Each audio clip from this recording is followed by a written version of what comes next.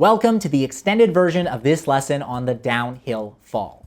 We just covered what the downhill fall is, how its power comes from internal and external antagonistic forces, and how to bring back the protag's earlier deception to highlight their flaw. Now, let's dive deeper and cover why the flaw is so important to showcase here, a trick to use at the end of the downhill fall, and then wrap things up with an in-depth example of 2013's Frozen.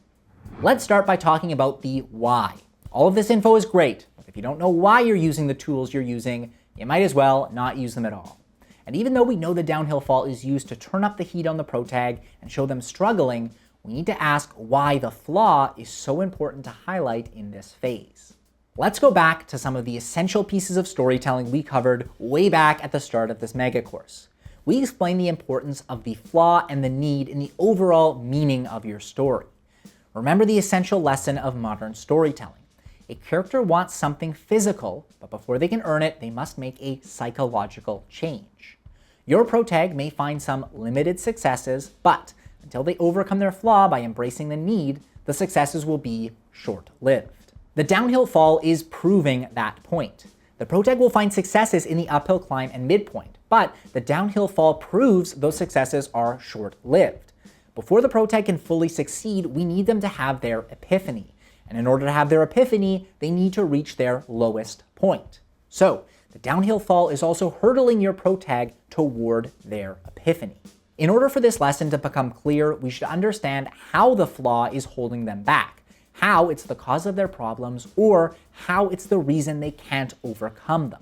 This proves to the audience that the protag will not be able to earn their physical goal until they cut their flaw out at its roots. Through the uphill climb, midpoint, and downhill fall, we are essentially proving to the audience that yes, success is possible, but it is fleeting. To hold on to that success, the protag must grow.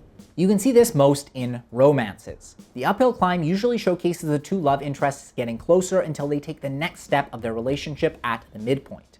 But then the protag's insecurities start to show and they begin messing things up in the downhill fall. This helps highlight an essential lesson about relationships.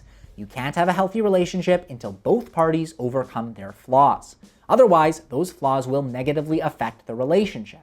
And in order for this to be clear to the audience, we need to see those flaws as the reason behind the problems, which we show in the downhill fall. Next, let's cover a common subversion of the downhill fall that you can use to emphasize your next step, the moment of peril. Usually, the downhill fall gets worse and worse until it climaxes with the moment of peril, which will be the worst thing that will happen in your story. However, there is a technique that you can use to bring things up just a little at the end of the downhill fall before crashing them back down in the moment of peril. And it's something we call the moment of calm. The moment of calm shows your protag finding a small success or having some calmness before the coming disaster. You will usually see this immediately before the moment of peril. For example, in the Hunger Games, Katniss and Rue manage to destroy the career stockpile right before the moment of peril when Rue is killed. This small positive helps contrast with the huge negative we're about to experience, which makes the moment of peril more surprising, shocking, and impactful. The moment of calm can also just literally be a moment of calm. In Jaws, protag Brody sings with his two friends in a calm moment at sea right before the shark attacks, causing some serious damage to the ship.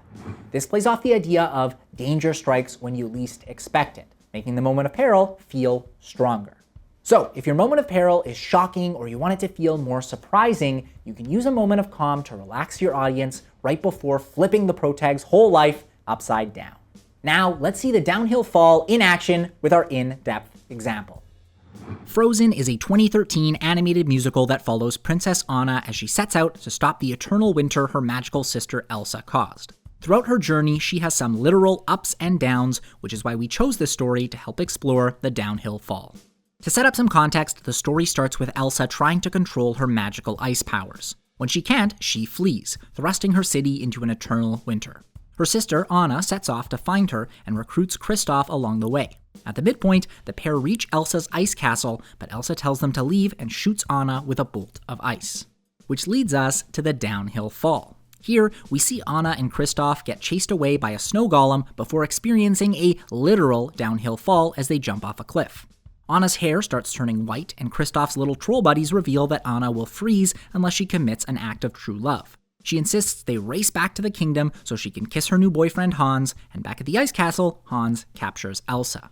Let's start off with what this phase is doing. On top of showing a literal downhill fall, it also includes a whole lot of negatives, just what we'd expect from this phase. Anna is chased off a cliff, is slowly dying, and Elsa is captured. Though you could argue Elsa is the antag, we would label the Duke and Hans as the antags, so Elsa's capture still plays into the negativity of this phase.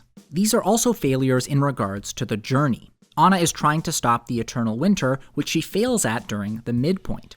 She is then pushed farther away from Elsa here, and now also has to worry about dying, which is definitely a failure to the journey. Most of these are external antagonistic forces, but there are some internal ones as well. One is that Anna literally has an internal antagonistic force, i.e. her heart turning to ice. But we also get a cutaway to Elsa as she begins to lose control, which is clearly her internal doubts growing on her. You could also argue there is more tension between Kristoff and Anna, as the trolls suggest them being together when Anna is in love with Hans. Overall, Frozen does a great job of reversing Anna's fortune and highlighting this series of failures before the big surprise reveal at the moment of peril. The ice shard to the heart also sets a ticking clock, which we learn about in this phase, adding to the stakes. And of course, just like Mulan, Frozen features a literal uphill climb and downhill fall, which we just can't resist pointing out one too many times. That brings us to the end of this extended lesson on the downhill fall. You should now have a strong grasp on how to write this phase, including how to make it extra negative. And speaking of extra negative, the next moment will be even worse as we completely ruin the protag's life. Sound like fun? We'll see you there.